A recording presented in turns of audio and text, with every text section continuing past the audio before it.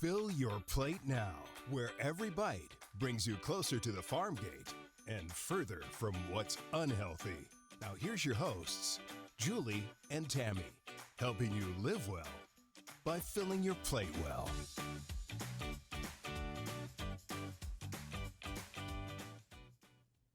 Tammy, we're talking beef today. One of my favorite subjects. I love beef. I do too. And we have the perfect guest for that, Lauren Mailing. And we're going to learn a lot, which on these episodes I always do. But my expectations are high today as well. Lauren Mailing with the Arizona Beef Council. You're their executive director. And golly gee whiz, we've known each other as long as I've certainly been at Arizona Farm Bureau and certainly as long as you've been at the Beef Council. Now, how long has that been for you? 15 years this year. There you go. Yeah, so that's great. Yes. And like I said, she's a perfect one to ask about Arizona beef and beef in general. And I'm going to actually read some of this because I want to make sure I don't miss any of it. Obviously, most of our interactions relate to, marketing, communications, trying to get the story of Arizona agriculture out. So I thought this is so appropriate for you to be part of our podcast. But you grew up on your family's beef ranch in California, in Los Alamos on the central coast of California. Mm-hmm. You received your Bachelor of Science degree from Cal Poly, San Luis Obispo, with a degree in animal science. We had one of our U of A professors head over there just recently. Oh, Yeah, perfect time so to get to the coast, too. And it's a beautiful campus. I have been to the campus. And so your emphasis was in agriculture business and a minor in rangeland resource management. So as executive director of the Arizona Beef Council, Mailing enjoys serving Arizona's cattlemen and women in promoting beef to Arizona consumers.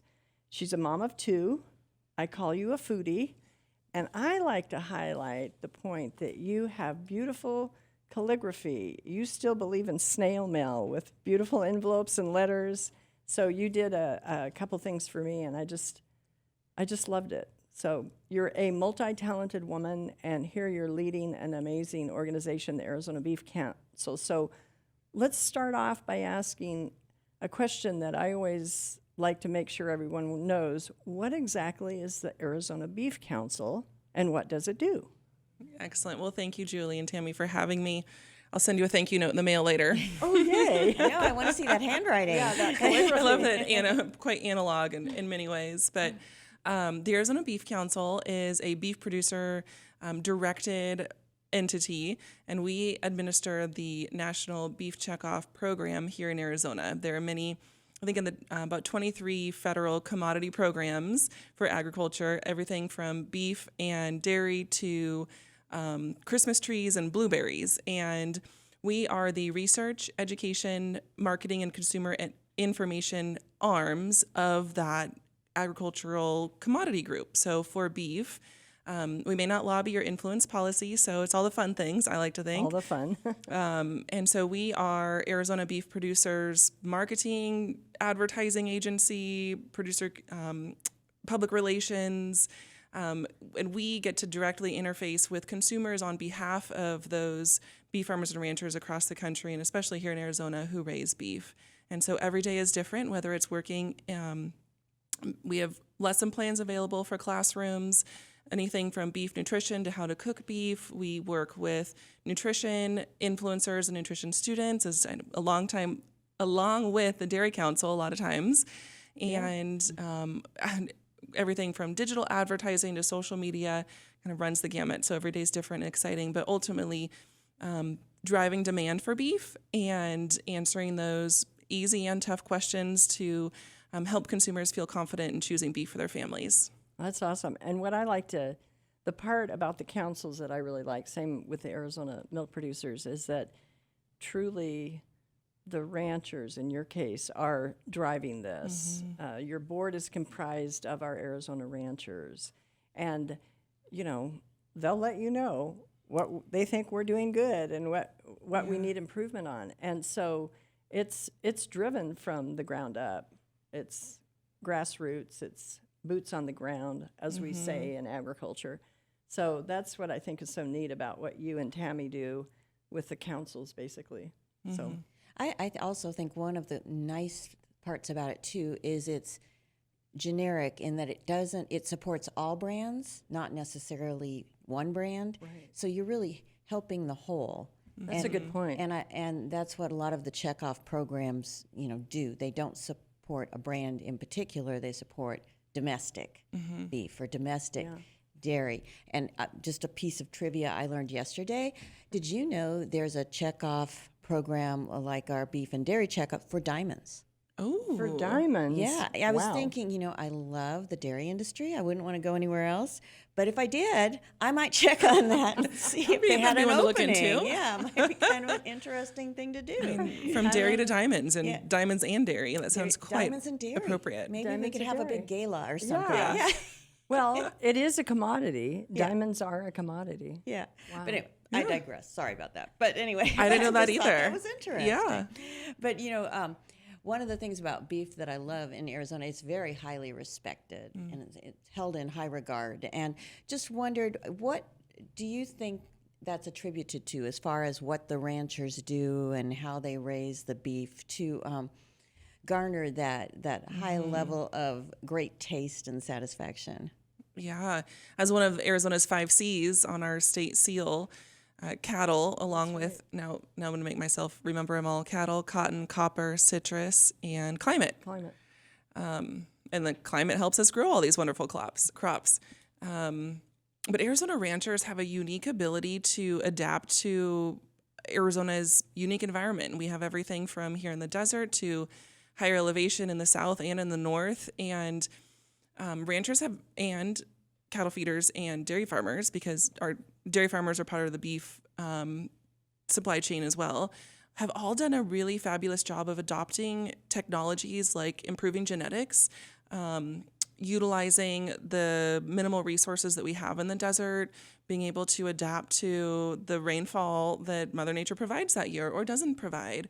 And by utilizing cattle that can adapt to the environment, whether that's the different breed of cattle or using genetic tools that forecast or foreshadow the quality of beef that animal is going to provide. And quality meaning quality grades of beef like prime, choice, select, standard, prime being the highest. And that's a USDA, U.S. Department of Agriculture, quality grade that is applied to every USDA federally inspected carcass. And so what ranchers want is high quality beef because that's what we are providing to the end consumer for us to go purchase it either cook at home or enjoy in a restaurant. So it's a challenge we have some harsh environment in Arizona, and having cattle that are well suited to this environment while also raising high quality beef with the goal of the highest quality graded beef possible that they can achieve.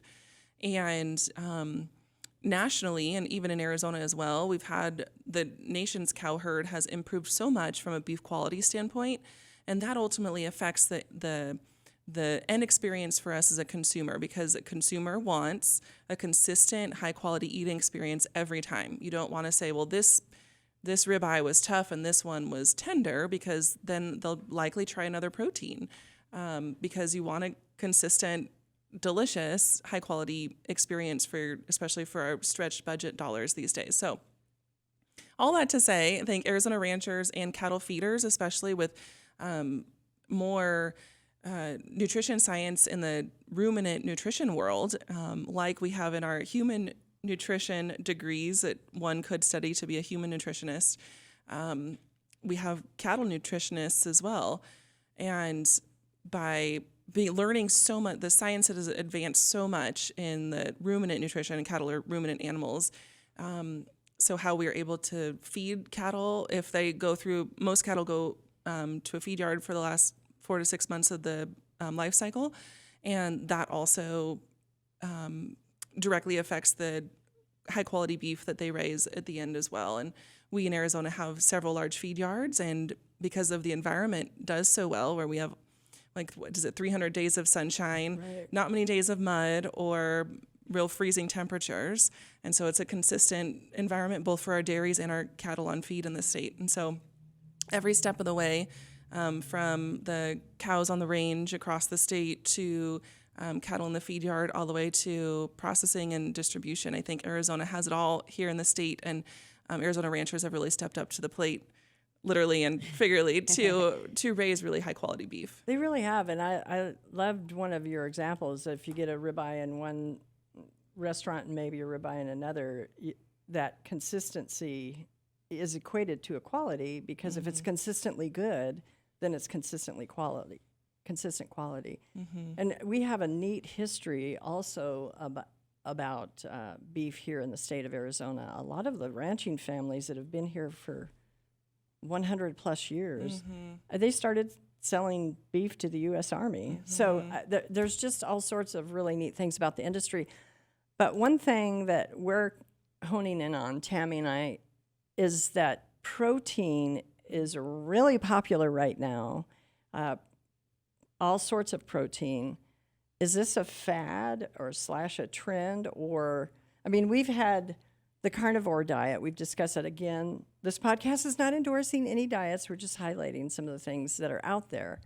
And protein has been big on our discussion topics as we've been wading through some of these issues.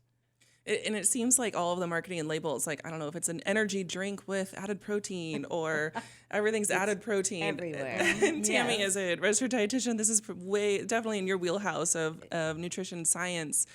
And it does seem like protein is having a moment right now. And that's not only just in diets like the carnivore diet or in fueling strength for athletes, that protein really does fit in every stage of life.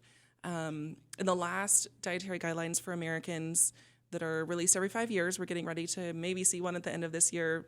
We'll see. But for the first time, the dietary guidelines for Americans recommended lean meat as a first food when start your first food for babies at around 6 months of age, including lean meat in those dietary recommendations, because as the breast milk then decreases in iron availability, and when we start first foods, that lean meats and like beef can be included, and the science is rapidly improving and changing in this front from all stages of life in regards to protein and its benefits. And so beef definitely plays a perfect role in that. We fed, when my littles started on solids, I tried some pureed beef as well as, and then they get used to the texture and the taste. And because oftentimes if you're not providing iron and from animal sources, it's iron fortified cereals, which is another option for moms and families as well. We just chose to use nature's multivitamin in beef, and because iron is so important at that stage of life, especially for brain function, and it can be fed. And sometimes as a mom, you can be intimidated, especially for choking factors. And I would often cut a strip of steak with the grain. We often recommend slicing meat against the grain for a more tender eating experience. But I think when you're talking about littles, and if you're concerned about choking, slice the steak with the grain so that they're long striations, so they're less likely to break off in the baby's mouth, so that they can then chew it and gum it more easily to absorb those nutrients from the meat.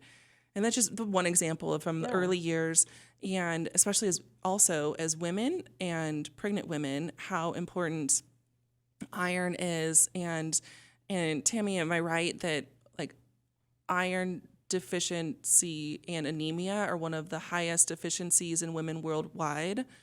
Yes. And especially, I believe, in the third trimester, I think it's like 1 in 10 women are iron deficient, and then in the third trimester it increases to 1 in every 4 women are iron deficient. And so it's really important for women especially to get iron-rich foods, and beef is a perfect opportunity. For only 3 ounces, which is about the size of a deck of cards or a smaller iPhone or the palm of our hand, you get almost more than half of our daily value for protein, and minimal calories. And so when we talk about different protein, different foods that provide protein, sure, you have quinoa, you've got peanut butter, you've got edamame, but if we were to compare and receive the same amount of protein that we can have from 1 serving size of beef, you'd have to have 6 cups of quinoa, which is like 660 calories, or 6 tablespoons of peanut butter, which is also about 600 calories. And so if you're really trying to focus on our, like, getting the most bang for our buck nutritionally, beef is a perfect option for that, That's awesome. especially for us women. Yeah, I know, and I think you kind of answered my next question, because I was going to ask, there are a lot of people that say we're getting too much animal protein, but I don't think they always understand the nutrient density in things like beef. And I have to say, I have 2 daughters, and not only during those early years, but those adolescent years, that iron is so important, and that heme iron in beef is so well absorbed. And iron plays a role in the red blood cells in helping deliver oxygen to the body. So when someone's anemic and they're feeling tired and run down, I mean, the type of iron in beef and animal products is so much, is absorbed so much better than it is from other sources, that especially in the adolescents and women, if they're anemic, or if they have a tendency towards anemia and are feeling really tired and run down, chances are it's probably because they're not getting enough iron. And it's you can take iron supplements, but generally you only absorb about 50% of the iron supplement at best. So the absorption in beef Much is what better. makes it so valuable for us to eat. Yes. Well, for other reasons too, but And even when it's iron in from vegetable sources and grains, it's so difficult to absorb iron, and that's why we see so much iron deficiency. But beef is an amazing source. can you imagine how tough that's got to be for families in third developing nations when they don't have access to the meat proteins, and specifically beef, that we have? And that's why there's so many different iron fortified foods that have become available, because of the need for it, and Right. be able to get shelf stable food to the parts of the population that really need it. Right. Yeah, no, great point. And what do you say to people then when they say, "Oh, we're getting too much animal protein"? And that's a common concern, or common claim, I should say. So the actual data is recommended in the dietary guidelines to have about 5.5 ounces of lean protein daily. And then, so of the actual data that we are consuming, is only 1.7 Americans on average only consume about 1.7 ounces of beef a day. So we are definitely in the safe zone for beef. That could vary, right? That's an average, where some people, especially if you're on a high protein or a carnivore diet, you're eating a lot more than that daily. And then on the other end of the spectrum, people are eating a lot less than that. But I want that 12-ounce ribeye. yeah, which is nothing wrong with that too. But it is a common critique that people are already eating enough, but we actually aren't actually eating too much. And beef really is complementary to so many dietary patterns, where it could be even a plant-forward diet is very complementary to include beef. And we talk about absorption, is it that when you combine beef with foods that are high in vitamin C, so maybe fruits and vegetables like bell peppers or strawberries, that the vitamin C helps the iron absorption. And those are such delicious combinations. Like, Yeah. you think fajitas or salads. Like, this time of the year, we have so many melon growers in Arizona. It makes me think of, on beefitswhatsfordinner.com is a grilled watermelon beef salad recipe. Ooh. And so combining those high vitamin C foods with beef that are not only they taste delicious, but nutritionally are complementary to help us have a balanced, highly nutritious meal as well. That's great. So I want to know what you would recommend, or what your preference are for quote unquote underrated beef cuts, or cuts that may not be as well known, as popular, or just people don't think about. Yeah. I enjoy, it's like a fun game for me to go to the grocery store and see, what is cut is either on manager special or something that I haven't, there are only a few, I don't know that there are many that I've even not tried anymore, but I always enjoy that, or sharing if we're having company over, or family or friends over, of let's try something, a different kind of beef cut, and it's a little bit of a challenge to see how it's cooked, whether that's low and slow or on the grill. And recently a favorite of mine is the culotte, which is the same thing as picanha, has become very popular now from Okay. Brazilian steakhouses. And then the culotte is the more like more American name of the cut. Okay. And so with that, I grew up with tri-tips, Santa Maria style tri-tips. I grew up very on the central coast of California. We had tri-tips for every occasion, from funerals to brandings to graduations. And I have found the culotte is very similar and can be cooked very similarly, grilled. And they're also from the same part of the animal, from the sirloin. And the tri-tip is a lean cut. The culotte has a fat cap on it that is delicious, but you can always trim that if you're wanting more lean cut options as well. But it's very tender, very flavorful, and pairs very well with either roasted vegetables, maybe that's more wintry, and some whole grains, or now in the summer, sliced thinly with salads. Ooh, yeah. So that's been one of my favorites that is a little lesser known. And then the other night, I made a big whoops. I put a chuck roast in the crock pot, and I forgot to hit the start button. Oh. And it was late in the afternoon, and my husband was home, and I said, oh my goodness, I had this like feeling that, did I even start the crock pot for some reason? And I did not.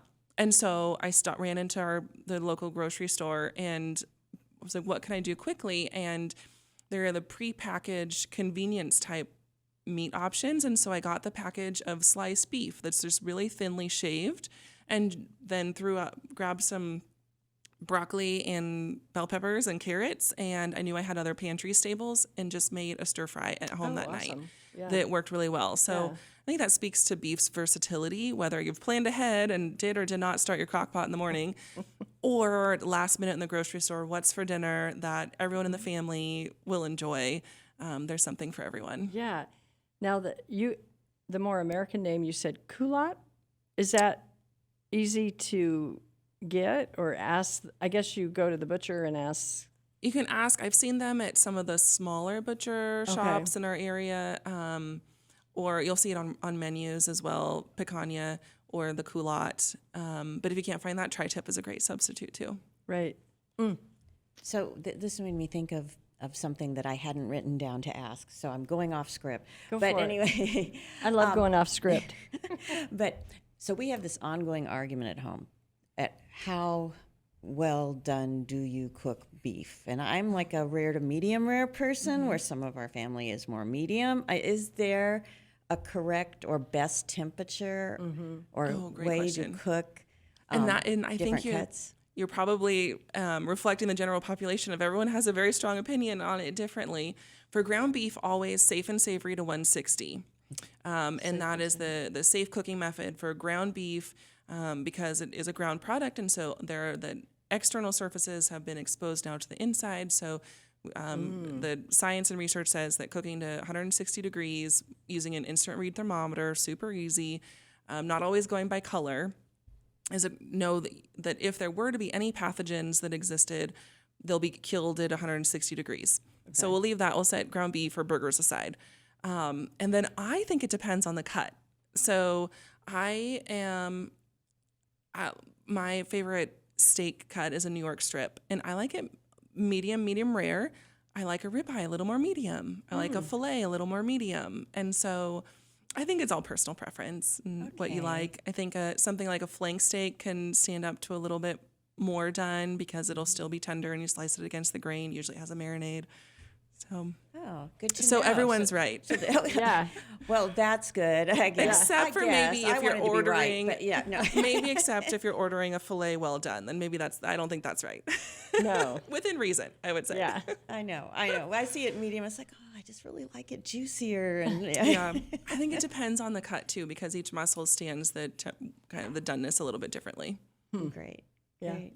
And if you could review with me what the different grades are of beef, because I know you see prime and you see choice, and what do all those mean? What does that mean even? And how does that affect cooking it? Yeah, so those are quality grades by the USDA, U.S. Department of Agriculture, USDA, and that's a federal inspection. There's state inspection as well, but the quality grade comes from the federal inspection. And it's a variety of reasons, but the simplest way is based on intramuscular marbling, the intramuscular fat inside the muscle, the white flecks inside that you can see in a filet or a ribeye. And the carcass, when it's hanging is cut between the 12th and 13th rib, and that's where the federal inspector grades that carcass. And so prime is the highest, and there are different ranges within each grade as well. So prime is the highest, what we often think of at having a high-end steakhouse. But you can get it now at grocery stores as well, especially as our U.S. cattle herd, the quality of the beef in our U.S. cattle herd has improved so much. Where when I went to college a while ago, the U.S. average was only 2% of the cattle herd graded prime, but now it varies through times of the year, but anywhere from 12 to 14% of the U.S. cattle herd is grading prime, and so many more are grading choice and above. So choice is the next one, which is still a very high quality eating experience. So the quality grades directly correlate to the tenderness of that muscle, regardless of the cut.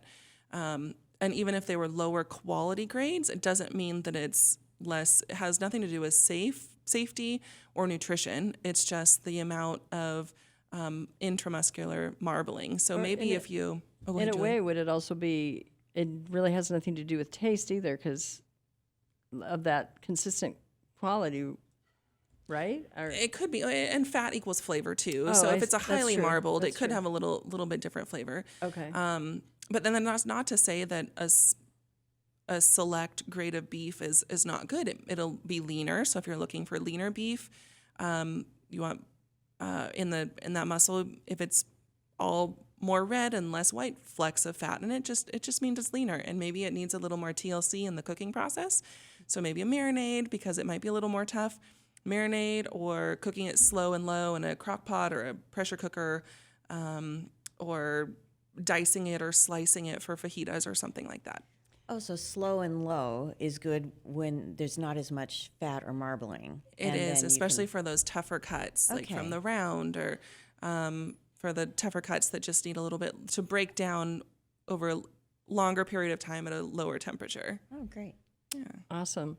I'm going off script too. Tell us a little bit more about your ranching life and like what kind of beef did your family raise? Or were you registered Angus, or I mean, what was your family's gig? We had Beefmaster cattle, which was a breed that started in Texas, and it started as a crossbreed between, I can't remember the percentages, but Hereford, Brahma, and Shorthorn. So and a lot of ranches here in Arizona have had that kind of Beefmaster influence, or cattle with a Brahman influence. Either maybe they currently do, or historically, especially they do better in the southern part of the U.S. or states or countries that have more heat, because the Brahman influence provides some heat tolerance to those animals. So the Beefmaster was started as a crossbreed and then a registered breed in the U.S. Way cool. Typically red-hided, but kind of a little bit of everything, because it had some Hereford white faces in it too. But so that's what we raised, and the Lassiter family is who started the breed in Texas and in Colorado, moved to Colorado. But so that's what we raised, and then in studying animal science, then I was able to kind of. My dad was always open to whatever, if we wanted to AI some heifers or whatever it was that I was learning at Cal Poly, and it was a wonderful experience to grow up with. And it instilled with me the passion for communication and talking about what farmers and ranchers do day to day, because we were in a county that the county seat was Santa Barbara, and that's where the majority of the voters were, and oftentimes what the county thought was right for the more agricultural areas wasn't always the common sense answer for agriculture. So that's what fueled my fire to then go into communications and tell that story a little better. And you have the science behind it too, just because not only were you raised on a ranch, but then what you studied at Cal Poly, which is their land-grant university, correct, in California? Or am I wrong on that one? Oh gosh, it is. I know it just... Now all of my Cal Poly alumni are going to gonna- really skewer me. I'd Is be it one calling of the you out. land It is grants? one of the land. Or grants. is it one of the one of the land- state schools? Yeah, Yeah. it is definitely one, because we also have the one Chico, and now I'm completely blanking on their land grant schools in California. Shame on me, everyone. Sorry. But it has a good... I guess my point, better way to keep it safe is it has a good ag A lot of hands-on. Yeah, a lot of Cal Poly's motto is "Learn by doing" or redoing, and we had a lot of hands-on experiences undergrads in agriculture, and they're known for architecture and engineering as well, but especially in agriculture, a lot of hands-on experience. That's cool. And then your family's ranch was generational. How many? We were just 3 generations on that ranch, Okay. but back to 9 generations in California from the first Spanish land grant in Southern California. So cool. So Yeah. That's amazing. when cattle were first brought to California. Yeah. And- Neat and history. What are the most common breeds of beef cattle in Arizona? Is there Ooh, good a question. preference to certain types that tolerate the heat more, as you were saying? I think now with the advancement in genetics, it has ranchers have there's exceptions to every rule, right? But have gravitated more towards the Angus influence. And that was really driven by a lot of consumer demand. Certified Angus Beef did a phenomenal marketing job of correlating black-hided animals in Angus, the Angus breed, to higher quality beef and an excellent eating experience, which they still really have a wonderful marketing campaign and do have a certification for certified Angus beef that does provide that consistent eating experience. So I think a lot of, and there's a little bit of everything in Arizona too, because we are a very independent lot as well. So I don't know that I could say that there was really one breed that dominates, but I think that especially in the last 30 years, black-hided animals have become more of the thing. But that's not to say some people still have Beefmaster influence, or thinking of some ranchers who's tried some Akaushi influence, which is Japanese breeds of cattle, to then influence the marbling in the beef. So, and then also through genetics that are available through artificial insemination, the other AI, the AI that we think about in agriculture, not the AI that we think of in the tech world. You can purchase genetics for your cow herd and change the genetics so much more quickly from different breeds or different bulls, sires from different parts of the country. And so our Arizona ranchers are very advanced in that. That's for sure. Very sophisticated. Very sophisticated. We had, on Fill Your Plate, it's a searchable database, and we've released the new site. And when you select beef, you can purchase from a lot of our ranchers here that will sell you directly. And one of the most fascinating breeds that I had learned of working with some of the people that were on Fill Your Plate, I don't believe they're marketing their beef anymore. I do believe they still have them, but I don't think they're marketing it directly anymore. But it was a Criollo breed. I hope I said it correctly. A Spanish heritage breed. Very long-standing genetics and generations back, and brought over from Spain. It's a smaller cow, and they would just grass-fed it, and apparently the marbling in it was a little bit different, unique, rare. And one of the things that I'm struck by is even asking some of my ranchers, so somebody can be a connoisseur about the type of beef that they eat, just like picking your favorite wine, right? They basically told me yes. So, but it's across the board based on the improved genetics and some of the other things that you do and the industry does. It's representing quality, so many improvements in just the way you manage and take care of a ruminant animal, and nutritionists that know all that for the beef industry. And Tammy brought on a nutritionist that her specialty is gut health, so it's very important. But anyway, all good stuff. Yeah, no. And just going back to the human nutrition side of things too, do you ever get questions on heart health in beef? Yeah. Yes, and that's a common challenge that I think we still face, especially in the medical health professional world. But the nutrition science is really changing, and we're digging out of a hole of decades of bad research, misexplained research. I might have just made up a word there, but there's so much more research now and to come about the benefits of beef and heart health, and especially lean beef. And there's so many, if someone's looking for lean options, there are many lean cuts of beef. Always a tip is to look for the words loin or round in the name, like tenderloin or sirloin or top round steaks, or lean ground beef. But the nutrition science is really changing, and the fat profile in beef being better understood, that half of the fat in beef is monounsaturated, which is the heart health fat. And then also having stearic acid, which is has a neutralizing effect on cholesterol. And so the nutrition world really seems, doesn't it, Tammy, to really be learning more about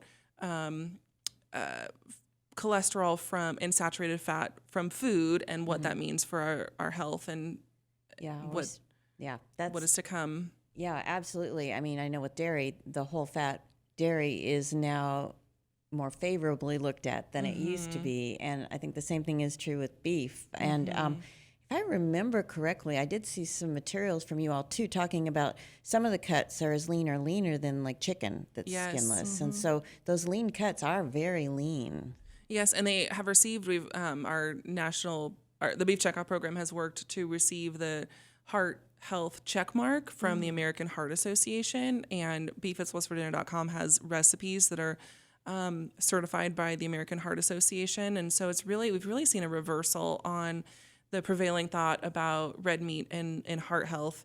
A few years ago, there was the BOLD diet, beef and an optimal lean diet, that compared a diet with high amount of beef, compared it to the DASH diet, which is kind of the gold standard for a heart health diet, and the diet that included lean beef daily, lowered cholesterol risk and LDL cholesterol. And so, there's so many factors, right? It's not just one food group that is causing you name it, heart or health concern. It's overall lifestyle choices, genetics, human genetics as well, and having a balanced plate and diet as well, and a variety of food groups included. And beef absolutely fits into that. That's neat. I think I remember when you and I were first working together, and I sent you an email and asked you what's the number of lean beef cuts, and I think you told me 19. A couple of years later, I asked you, and it's well over 20 and 20 plus. Yeah. And the vibe I get is certainly, like you said, in your loin, and if it says loin or choice, you automatically know, or not choice. Loin or round. Round. You know, it's automatically going to be a lean cut. But if we have a balanced and healthy diet, which people like Tammy help us do, I mean, no cut of beef should be left out. Yeah. Amen. Yeah. And all this talk about beef is making me hungry. Can we get recipes on your website? Absolutely. We are ArizonaBeef.com and Arizona Beef on Instagram and Facebook. But our flagship national brand is Beef It's What's for Dinner, which is a host of nutrition information recipe search, where you can search by the cut. You can type in tri-tip or culotte, and it'll have not only the nutrition information, where that cut comes from on the carcass, but also recipe suggestions and anything from, and then a whole host of nutrition information, sustainability information. It's a one-stop stop for all beef information at beefitswhatsfordinner.com. I go there a lot, especially if I want to do beef. And any other final insights for our listeners when it comes to beef selection? You gave us the rundown, and we've got a lot of good, healthy information. Yeah. I think that it's wonderful for us to know that whether you're buying beef directly from your local rancher or you're buying it from the grocery store, that you're supporting family and farmers across Arizona and across the country, and that you can ensure that you're receiving a safe, high-quality, nutritious option for you and your family to enjoy that fuels you at every stage of life. That's awesome, Lauren. I'm so glad you came on, and I think we're going to have you back, because I know we'll be talking about meat, protein a lot, and beef is one of our favorites. Yeah, thank you so much for being here today. Thank you for having me.